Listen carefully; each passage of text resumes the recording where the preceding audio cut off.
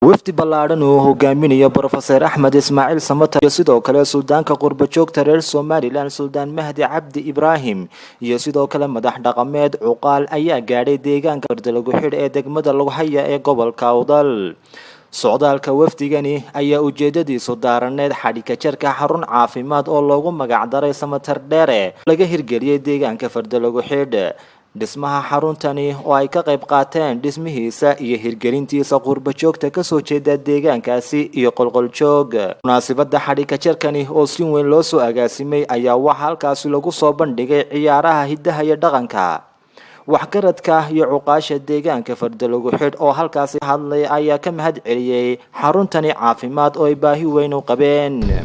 xafladan maanta furitaanka cusbitaalka maxaan ku raadayeen Samatar Dheere oo Professor Axmed Ismaaciil Samatar awowgeeya Samatar Dheere loo jiray loogu magac daray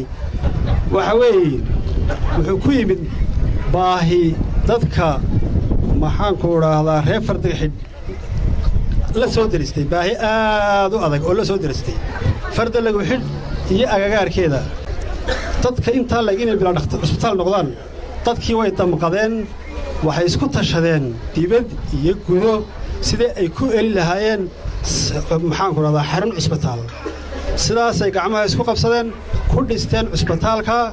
aan maanta xalliga Professor Axmed Ismaaciil Samatar ka jaray mahadle ilaahay waxa mahadla baadle dhakhtarka maanta aan ka dhex hadlayno ama dalka ha joogo ama dabadda ha joogo dadkii gacan ka geystayna mahad bay leeyihiin waxaanan leenahay abaalkaa waanu haynaa haddaan nahay reer Bardalagu Xidh. Qurbo-joogta kolley MCH-kan dadka qurbo-joogta ee deegaanka u dhashay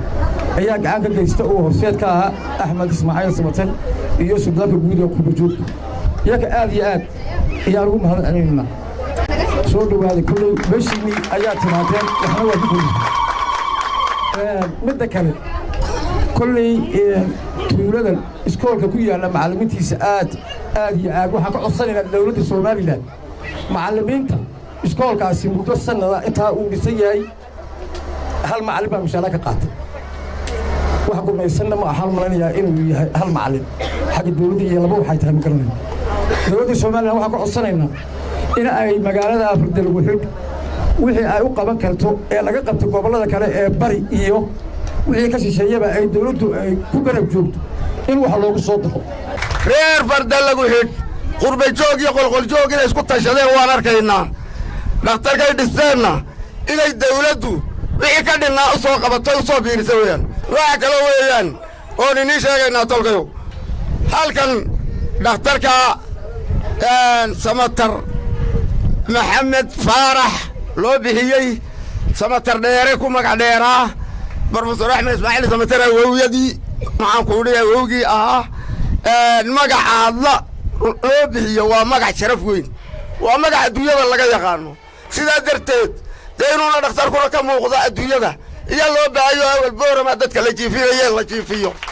oo maxaan ku dhigay quwadda saarsiin baa loo baahanyahay. intaasi kadib waxaa halkaasi hadalka iska daba qaatay isla markaana soo gabagabeeyay Suldaanka Qurbo-joogta reer Somaliland Suldaan Mahdi Cabdi Ibraahim iyo sidoo kale Professor Axmed Ismaaciil Samatar istooda sheegay ahmiyadda uu leeyahay xaruntani caafimaad deegaankani. Professor Axmed Ismaaciil Samatar oo dhaqan u leh inuu soo maro deegaan walba hadday bari tahay iyo hadday galbeed tahay